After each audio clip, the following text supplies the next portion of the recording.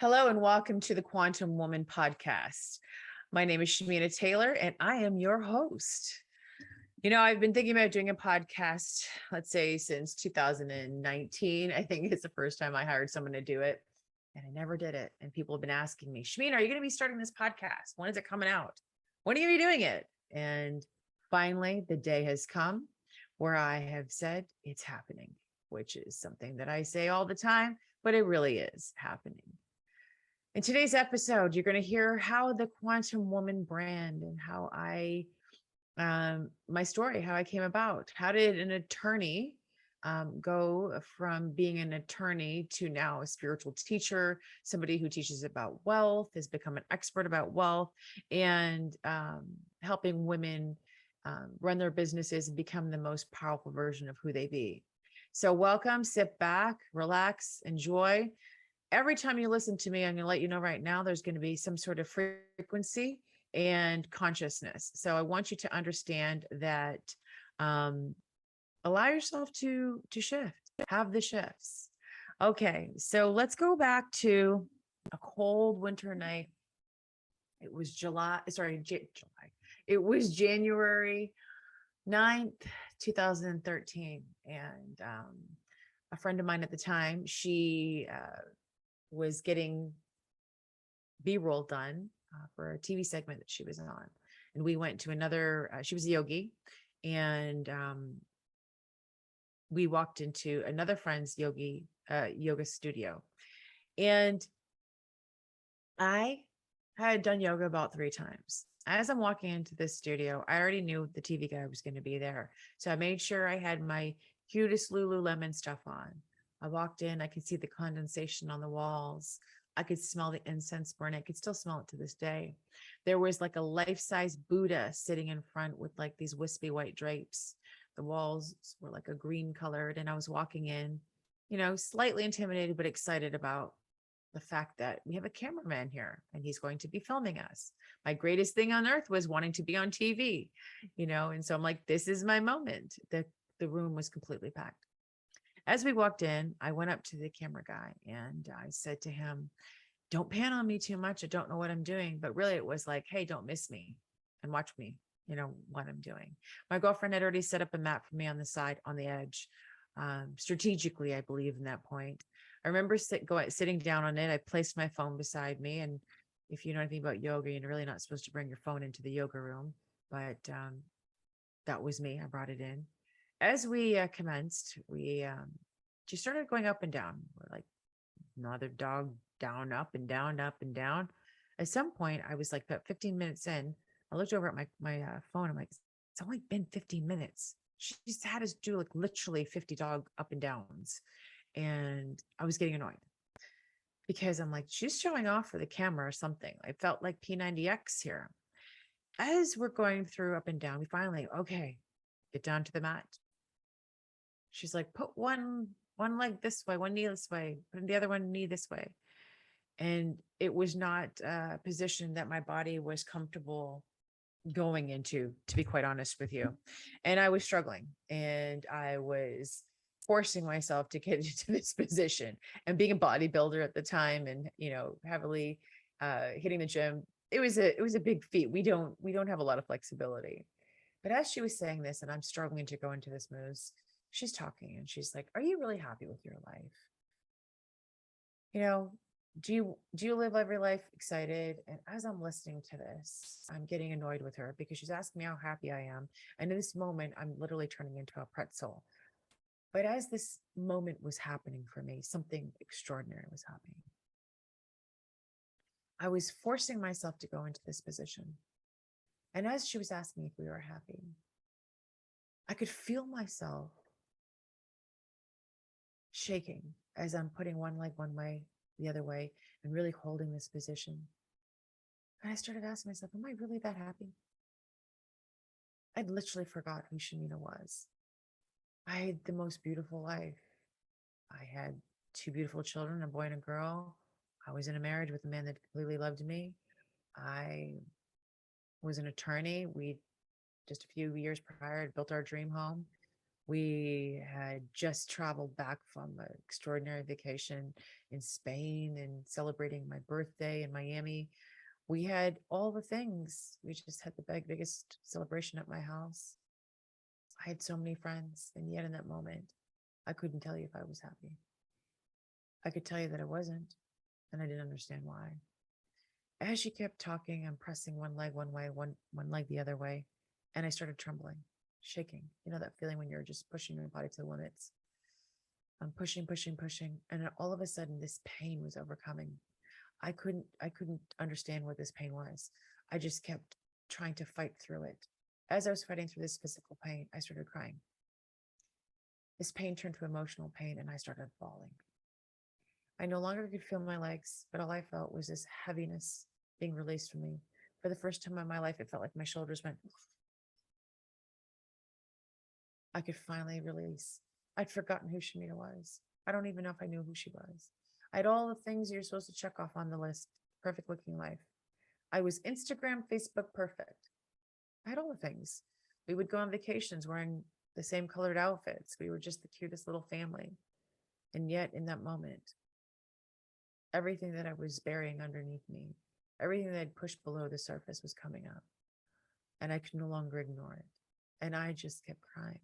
I had the most ugliest cry you'd ever had on this mat. I never got out of that position. I stayed there the entire rest of the yoga class with my head down, holding that little sponge, crying. And the shirt that I was wearing didn't have much material, so I could barely wipe away the snot that was everywhere. But I was in this moment. As I lifted my head up at the end of the class, people had come over and were rubbing my back. I'm like, something's got to change. There was a before and after for this moment. I knew that was a pinnacle moment. That was an awakening of moments. Something extraordinary happened to me there. I left my body in many ways, but I knew that I could no longer unsee what I saw. I could no longer unfeel what I was feeling. I could no longer numb it out. I could no longer run and hide from the pain. It was there already. And there was no more pretending. So after that class, I talked to my girlfriends, and they're like, "Yep, this has to happen." I didn't really feel like divorce was the thing at the moment because I couldn't even fathom it because I had no family here in Chicago area, and I had two little kids. This just at the time he was the breadwinner, even though I was an attorney working. He made the most of my money. I couldn't even imagine. He was my best friend. It was not even a thought in the moment. And went home and he's like, "How was the class?" It was like, "Good." It wasn't the moment to talk. A few days later, we talked. We hadn't talked like that in years. It'd been like, I don't know, 3 something hours of talking, and we decided to go to therapy. And the therapist suggested that he moved out. And that was a moment that I knew everything was going to change. I was walking on eggshells because I wasn't being truly authentically who I was in my life or my marriage. I was living in survival mode, which you'll learn as you're listening to this podcast what that really means and why so many women do it. I was in my pure masculine state of surviving. I knew how to be a high achiever. I was in bodybuilding competitions. I knew how to excel, work, push through, do what I needed to do, run on real little sleep, get everything done, have my extravagant holiday parties, have all the friends, have a very big, busy social life. But deep down inside, something was definitely disconnected from who I was as a person. So a month later, on a mutual decision, he moved out, but I never cried so much. I knew that he wasn't going to move home. After that moment, I kept searching for answers. What do I do? How do I save this marriage? Do I go forward? We always want that clarity, even though our intuition is always telling us what we need to do. We're searching for other things. Can it confirm what I'm thinking? Can it give me what I need? I need to have absolute clarity that this is the right decision because we never want to make a wrong decision based on wrong information. We always want to make sure it's right, even though deep down we know. And I remember going to this psychic, and I went to a lot of them because I'm like, "Tell me the thing." And she said, "Your third eye is closed." And I was like, "What the hell is a third eye? And how do we get this bitch open right now?" Like, because overachiever me, I'm like, there's something in me that's not open. I need, okay. So I called up a yogi and I said, one of the yogis that owned the studio, I said, how do I open my third eye? She says, "I have a healer for you." Okay. At this moment, I was seeing a therapist and I was also now going to go start seeing a healer. So I went to the healer and I said, "I need to get my third eye open." She's like, "Okay, we'll work on this." But what I didn't even know what was happening to me is that I was having a very, very, very spiritual awakening of my life. It seems like spirit has been coming to me since 2012, maybe before that, just trying to awaken me to what was next in my life. As I was going through this process, I realized that there was something deeper that I was here to do. There was something greater for me. It wasn't just being an attorney. It wasn't just being a mom. It wasn't just being a wife. It wasn't just being a friend. It was something greater and deeper than I could have ever imagined. And when I realized that there was something here for me, I had to really sit down with it and be like, okay, how do I get to that next level? And as I went to the healer, I started telling her, look, I'm seeing 1111 everywhere. I remember going to the bar and because I was going out partying a little bit in the beginning and picking up the phone, I kept seeing 1111. I'm like, what is this? It happened so many times. I'm like, I needed to look it up. And when I looked it up, it means like it's a sign of awakening. And I was talking to her. I keep seeing angel numbers. I don't know what's going on because I researched them. And I just started seeing signs on license plates. Like sometimes it'd be a whole sentence on there. It'd be like, make sure you're staying in your light or you were saved or have a gratitude or you're amazing. Go all in. You're meant to be on TV. I have like thousands of license plates because I found the spirit was always trying to speak to me. Being an attorney where we live off evidence, this was a big deal for me because I was like, okay, am I wacky? What's going on here? What's going on here? This wasn't logistically something that I could explain. And being very masculine and I'm a woman in her masculine, it was really hard for me to understand that there was this whole world that was existing that I didn't even know existed. And now I was being a part of it. I would start thinking things and they would come true. As I started my journey, I had a couple months after the separation when my ex-husband moved out. And I went into something called monk mode. It was about 3 months later. I decided this was the time for me to really just concentrate on me, really work on why did my marriage not work? Why was I so unhappy? Why did I stay there so long? Why didn't we fix anything? Why did we just become roommates? What was it? What is it about me that I needed to heal? The marriage was just a byproduct of me not being happy, me not getting into the place of being emotionally aware or having self mastery or understanding who I was. So Wayne Dyer came to me. So many different spiritual teachers came to me, and I started learning. I started reading. I read books. I just kept going to seminars. I'm like, what is this? Learned and I experienced so many different healing modalities during this time period. For 3.5 years, I was celibate. I was just like pouring into myself. I did not want to be in a relationship. I didn't want to have anybody in my life. I wanted to understand who I was as a human, who I was as a spirit, and what was I supposed to be doing in this lifetime and on this journey. When I tell you it was a very fulfilling but lonely time at the same time, it was like I had to go into this solace. It's like I had to go into this place of just turning inwards. And during that time, a lot of my friends, didn't stay on the journey with me. And then I had new friends that came in. They went out. Every time I went up, it was like I elevated and different people came into my life. You know, I have understood now from my journey that a lot of the reasons why I was in my wounded masculine. You're going to learn all about wounded masculine and the wounded feminine on this podcast as well. But one of the things is that I had a level of trauma. And I remember when I went into the therapist's office, I said to her, I just want to deal with the divorce. She looked at me, she's like, okay, she's like, she's like, well, we probably need to talk about, other traumas happening in your life. I'm like, I don't want to talk about my dad. And she's like, well, we're probably gonna have to talk about that. Well, we eventually did. The thing about healing is that it's so crazy. So many layers to it. I mean, you could be doing it forever. And as I started working on healing myself and going to therapy and going to the healer, I realized that there were so many wounds that were within me that I did not touch. And, many of the times people are like, well, just go back and revise it.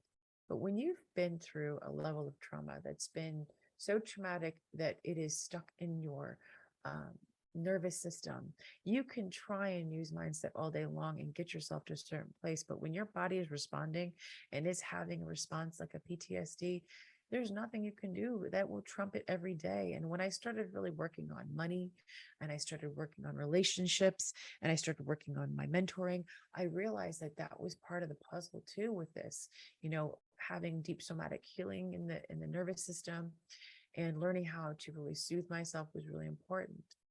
So I will dedicate another podcast to this, but I will give the shorter version of this since this is the story. I was 16 years old. I thought I was 15. So you might hear me say 15 in different places, but it was 16. And I don't really remember it much because a lot of that time period in my life was really blacked out. So as I was doing this healing work, I realized there was a very traumatic moment in my life that I knew about, but I never told anybody about. Like there's very few people knew about it. I never talked about it rather. It was something that I just ignored, pushed away, and I just tried to just keep going. But when I was 16 years old and I didn't know it was Halloween, my mother had to tell me, my brother, um, I'd run away from home for 2 days. I was a child. I was always running away from home. There was a lot going on at home, and that was one of my coping mechanisms was to take off. I was also, your typical teen. I was rebelling like most teenagers do, but it wasn't welcomed very well. And um, when I was 16, I remember calling home because I had gone for 2 days. I told them where I was. I said, I'm coming home now. And on the phone, I remember speaking to my mom and dad at the time. And I told my dad, you're going to have to tell mom what's going on. And he's like, what are you talking about? And I'm like, well, I heard you on the phone with that lady. And, my dad was like, what are you talking about? I go, I know you're cheating on mom. And dead silence on the phone. I knew I was probably in for something when I went home. I didn't know exactly what I was going to be facing. Well, I I'm able to tell this story now without an emotional charge, by the way. But it's also a big deal that I'm putting it on my podcast because it's freeing me. But I also feel like sharing my story is going to free so many of you that have some shame or have had some trauma in your life that has blocked you. I'm going to talk all about different things, but this is the root. I do believe we are the blueprint of our life and business. And I'm not saying that we always have to go in and dig, but if you've got an event in your life that you have not been able to get good healing around it or really have a place where you can have an understanding or you can really have be in a place of peace with it. And I am in a place with peace right now that I can share this. And so I want, before I share this, if you have experienced any trauma and this might not be something that you want to hear, just fast forward a little bit. But I also feel it's really freeing.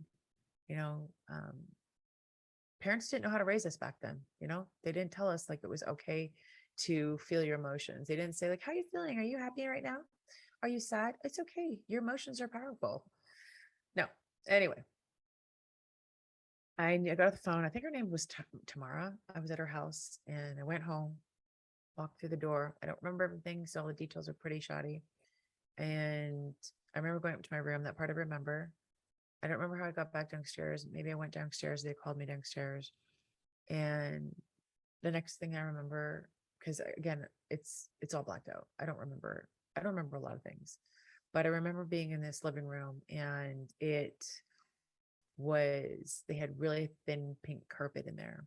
And I just remember my dad being on top of me because that's usually how he would beat me, straddle on top of me and pin me on the ground because I was really strong. I was a strong girl. I did shop, but I was very strong and I was an athlete, and lifting weights and whatnot. But I remember him being on top of me. And I remember him taking my head and smashing it into the ground repeatedly over and over again. I remember, smelling the fiber of the cheap carpet. And I remember fighting for my life. And I remember there was like this phone that we had on a cradle. Those old phones. You guys, some of you might be too young to remember them, but they're phones that they laid on top of each other. With like if you put your two hands together, those kind of phones. Well, we had one phone. I think it was back in the 70s. I can't remember how long that phone was still around. And it had sharp edges. It had a rectangle edges. I remember just trying to grab anything just trying to reach for anything. And I grabbed this phone and I was able to hit him in the face. And I believe it cut his chin, sorry, his cheek. And that was my moment. I remember, I'm not going to die. And I remember getting out and I remember being free. I did not believe that I was going to successfully come out of that. I feel like I was fighting for my life. It wouldn't stop. It was over and over and over and over and over and over. And it was a continuous thing that was happening. So what I did was I ran to the neighbor's house. I remember being barefoot. I only found out years later that it was Halloween. I actually don't remember anything about it. And I remember calling the police and going to a girlfriend's house for afterwards. And then that was it. There was no therapy. My mom begged me to come home and not press charges at the time. And that's what I did. And I never got help. I never got therapy. It was one of those things that I just buried deep in me. I remember sleeping in the closet for a really long time because I didn't feel safe, because my body would shake. And, I wanted to do all the things that teenagers did. I wanted to date, and I wanted to, be able to go to parties, meet friends. And I didn't have all of that. My parents still were very controlling. Little bit by little bit, I was getting out. But that's the story. And for decades, I just kept that buried inside of me, and I did not share it. And I went to one lady and she said, run away as fast as you can when you're older. And that was basically all she said. So the trauma that was lived in me for years. And as I was getting divorced, I realized that all the things that I had buried in me, I became so good at surviving. And what happens is when you learn how to survive, you start reparenting yourself to create your own version of what the masculine feels like. So what I did is I had to start protecting myself the best way I knew how, which was creating this shield, which you'll learn more about in this podcast as you listen, and creating that shield to keep anybody from hurting me ever again. And I just kept it there. And I just kept trying to just be the best version of myself. So the perfectionist was born. Also a version of me who was looking for validation, because when your own father rejects you on that level, your self-worth does get a little disseminated, and you start, really am I lovable? Decades later, I can say yes. So that happened. And I realized that I had never gotten the healing from it. And I had spent, that was the last time my dad ever hit me. But for 2 years, it was a constant, maybe 3, actually. It was a constant. I think it was about 12 and a half or 13 is when the beatings really started. Boys came into the picture. He was very aggressive with me, and he was very brutal. But that was the last time he ever touched me and hit me. I went on to have some forgiveness towards my dad, years later. He never said sorry to me, but I did learn to try and salvage a relationship with him. But I realized, though, that it wasn't one that was going to be safe forever, but I did the best I could with what I had. I've learned to have peace with it now, and I help women also find peace within themselves. I'm going to tell you why this is so important, because your mess is your message. What you've been through is not who you are. It's just what you've been through. And when you can really understand that there's a difference between what you've experienced and who you are, many people feel unworthy because of a parent doing things to them or a significant other. And when you understand that it's you at the core of who you are, still a beautiful human, and people's choices of what they've done and how they were raised and what their experiences are, they don't have to be yours, and you can choose at any time to feel very loved and validated. So I worked on myself deeply, and 9.5 years later, the work is still here on different levels. My heart is wide open now. I've learned to trust. I've learned to heal. I've learned to allow so many beautiful experiences in my life. In 2017, I went to a Dr. Joe event because I had to really understand what was happening to me. I started working on healing things, and all of a sudden I would have this magic show up. I'm like, when I would shift a belief or I would do a little bit of healing work, I would think of something and then it would just appear. So I realize now that I definitely have this ability to manifest what I wanted to. And it was the most powerful thing ever.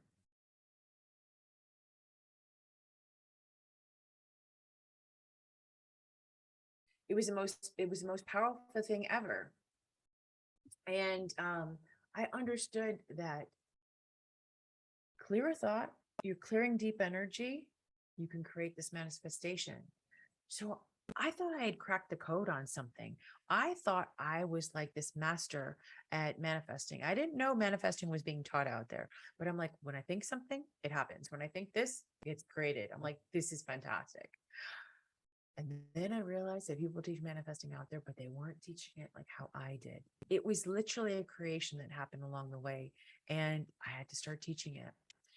So 2017, I went to a Dr. Joe event. Dr. Joe, it was a 5-day event because I really loved his meditations at the time. And my Kundalini awoken. I went there and I had this massive, massive awakening during one of the breath works. I was there with 4 other ladies. I called them the Golden Girls, little old ladies. And I remember taking a deep breath in, and I'm like, something is trying to come up. They're like, go with it, go with it. Next time I went into the workshop, I took a deep breath and I went with it, and this explosion came over me. I shot out of my seat. I was shaking. I put my foot forward. It's like I went on a roller coaster, came up and went down. And I was like, where am I? Like I'd never experienced something so supernatural at the time.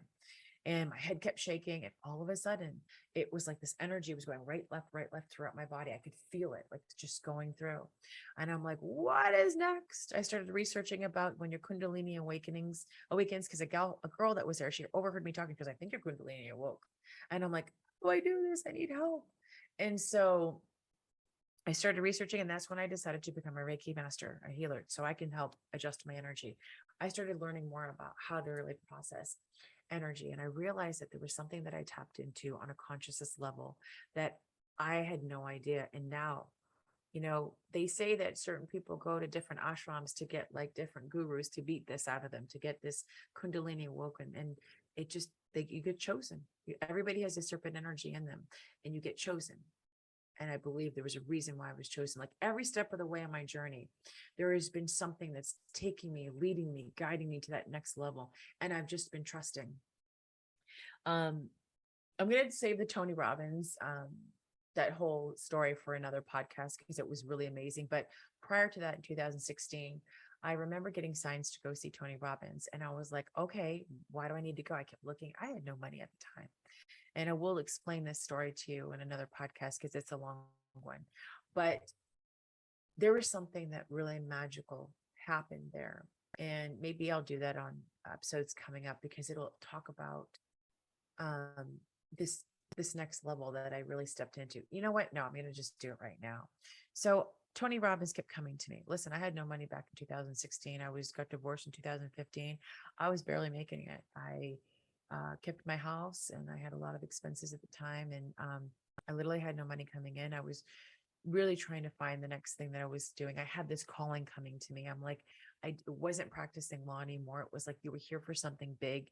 You have to go do this thing. And I'm like, all right, I'm going to go do this thing. What is this thing though? I need more guidance. So then I went to a Tony Robbins event. I think it was like $3,000 for the ticket.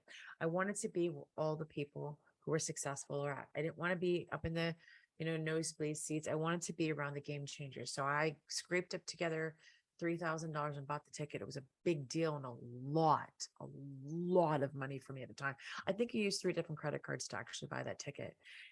And I went to this hotel room. I booked a motel, actually. It wasn't a hotel, that had like 8 or 9 cameras on the outside of it. Okay. And I remember like 2 different Lyft drivers walked me up to my room because it was that sketchy looking. There was some sort of like prostitution ring going on there, but I was told you never really sleep in the rooms. I, was a bodybuilder. I knew how to take my food with me. There was a microwave and a refrigerator. I cooked everything. I took it. I saved my money there and I spent the money on the ticket. When I was there, I was a couple rows back from the top row. I was at the sections back from the top row. And I remember I met these three other amazing young people that ran businesses, super successful. I loved being in their energy. And I think it was day 2 or day 3, but it was the one where, the day where if you've been to Unleash the Power Within, he has this, ah, yeah, he's like, I am the voice. And he's like screaming, and you're crying and it's helping you through. Okay, that day. So I went to the bathroom and came back, and they said, do not partner up with the people you partnered up with already. And I'm like, uh-oh, everybody had already partnered up. And I went to this woman she was very pretty older lady. And she dressed really nice, and she was a platinum partner, which means she's in Tony's year-long programs. So she grabbed my hand. She's like, let's find your partner. We walk all the way to the front. There's nobody available. She looks at Tony because she doesn't have a partner, pointing to me. And then Tony said, you be her partner, to her, because platinum partners weren't allowed to partner with people. So we did. We stood right there. I had my 2 limiting beliefs. He was coaching us from the stage. And then when we were done and I was crying and she was helping me, I was in front of the platinum partners. There was like Tony, his bodyguards that on the sides, and then we were standing right there. And then the front row was behind us. She left me there after that exercise. I was like, where are you going? She's like, I'll be back. You stay right here. I'm like, okay. Then all of a sudden I have a voice thing starts. The lights go down. The light show comes on. Tony's right in front of me. There's a stage there. And then there's me. And then 10,000 people behind us. And he's like larger than life. And I'm right in front of him. And he's like, I have a voice. And he's going on and I am the voice. I am this. And I'm in front of him. And I'm like, holy crap, I'm right in front of this guy. And I'm crying and we're yelling and it's amazing. Lights come on. And I'm like, I can't believe I'm standing here right in front of him. Like it was our own little concert. People are going up to shake his hand afterwards. And he looks over at me and he kind of points me over. And I come over. He's like crouching down on his knees. And he sticks his hand out, which is like literally the size of my head. And I'm like, hi, nice to meet you. I didn't know what to say. But I had a moment where I was holding his hand. He was holding my hand and we weren't talking. And I was just looking in his eyes. And I remember seeing this in Brendan Bouchard's a little bit, but when I saw it in Tony's eyes, it was completely different. And I looked in his eyes and I was like, what is this? It was pure magic. I was looking into his eyes. I'm like, I've never seen this before. It was like, I felt this feeling like this guy's like a messiah. He's like a prophet. There's something, he's been here before. His eyes were brown, but they were like it was a different, it wasn't, I looked beyond his eyes. I can't explain it. I left that moment and I was like, whoa, what was that? Another guy I met in line. He's like, come here, come sit with me. And he sat me down in the second row. Some woman had left and he's like, sit with me. I ended up doing the rest of the day there. But I went back to that woman and I said, I saw this thing in Tony's eyes and I can't explain what was going on. And she said, if you saw it in his eyes, it was in your eyes too. Just remember that. And I was like, whoa, you can't see what's not already within you, right? It was that moment I knew I was here for something really big. I just didn't know what. I just kept trusting. It's really big. And leaving there, I was like, I'm going to be the female Tony Robbins. I'm going to have a big stadium with lots of people and I'm going to change so many lives. And I didn't know how I'm going to do it. But every day I showed up. When I got back, I think I had like 4,000 people friend request me. It was insane. And I just kept showing up online. I kept showing up online. I kept doing the work, kept showing up online. Fast forward to 2018. And I decided I was like just making posts and I decided to just put a little thing on the end, like message me if you want help. And then people messaged me and I got my first clients. And I was still doing a little bit of other work. And I was like, okay, let me take this in. Let me see if I can do this. I took a few clients in. I'm like, all right, this is working. This is great. I know what I'm doing here. I can really help them. And then 2019, I didn't do a lot. I had only had a couple of clients in 2018. It wasn't a big deal. 2019, I'm like, all right, I'm gonna do a program. I'm gonna launch a program. I've been talking about doing this program. I was gonna do a manifesting program the year before. 2019, I built my website myself. I spent $200 something and I built my website myself. I had no money. Remember that. I've got ClickFunnels. Didn't know what the heck I was doing with it, but I was like, oh, I'm gonna use. I got the $97 version. I'm gonna do this. I'm gonna figure it out. I had no idea. I kept watching YouTube videos, teaching myself. I didn't have a team. I didn't know what I was doing. I was just going for it and built the website. And then I launched the program. I had 18 people join my Hotline to the Universe manifesting program. The people in that program were like, you literally changed my life. The response from that program was extraordinary. People were like, oh my gosh, this was life changing. I didn't only teach them how to manifest, but I taught them how to heal. I taught them how to emotionally shift energy, because that's how I did it. And they figured out my method and their lives completely changed. I took on a couple more. I took another class after that about social media. And then I took on, one or two more private clients, but then I had to really go back and do some more work. 2020, I'm like, this is my year. I'm going out, I'm doing it. Launch Hotline Universe again in 2020.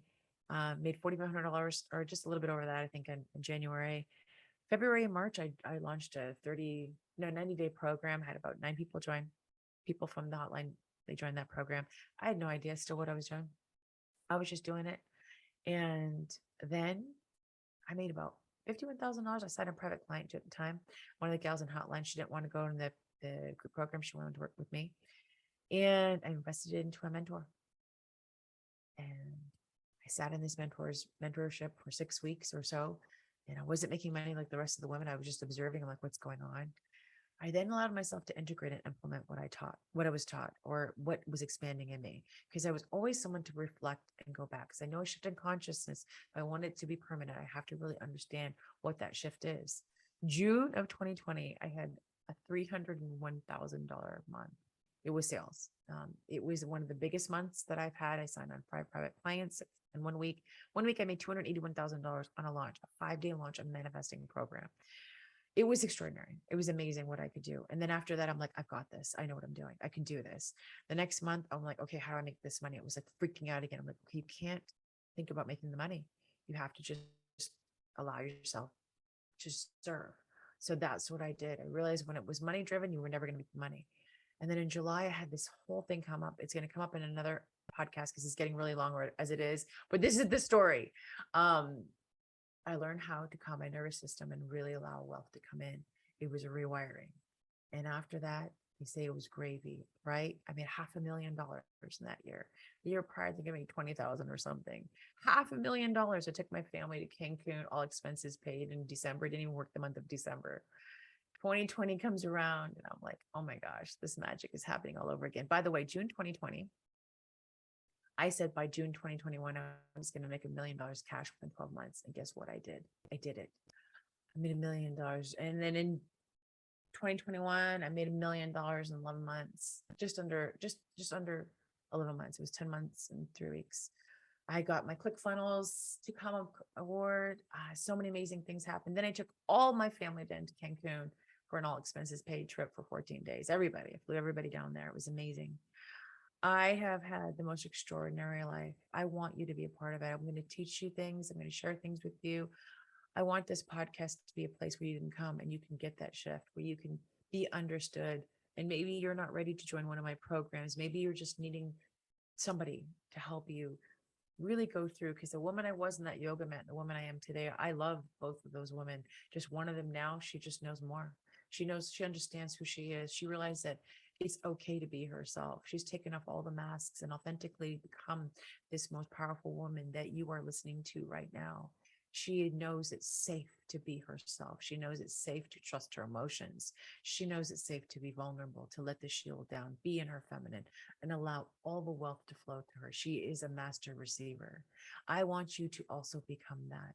Listen, I've got millions now, but I tell you, the greatest thing that I ever learned was how to fall deeply in love with myself for all who I am. And I want you to also feel that too.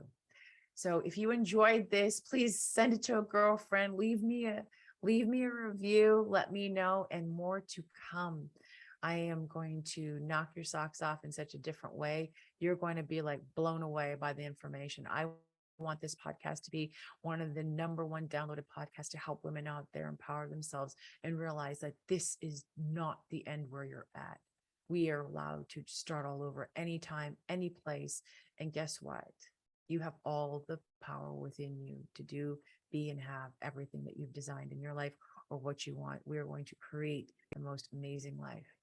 So I love you. Enjoy this, share it, listen to it again. Leave me a feedback or a comment. Come join the Quantum Woman group. It's a free Facebook group. Download my wealth meditation. Check out Shamina taylor.com, and there's more information there for you. I love you. Take care, and we'll talk soon.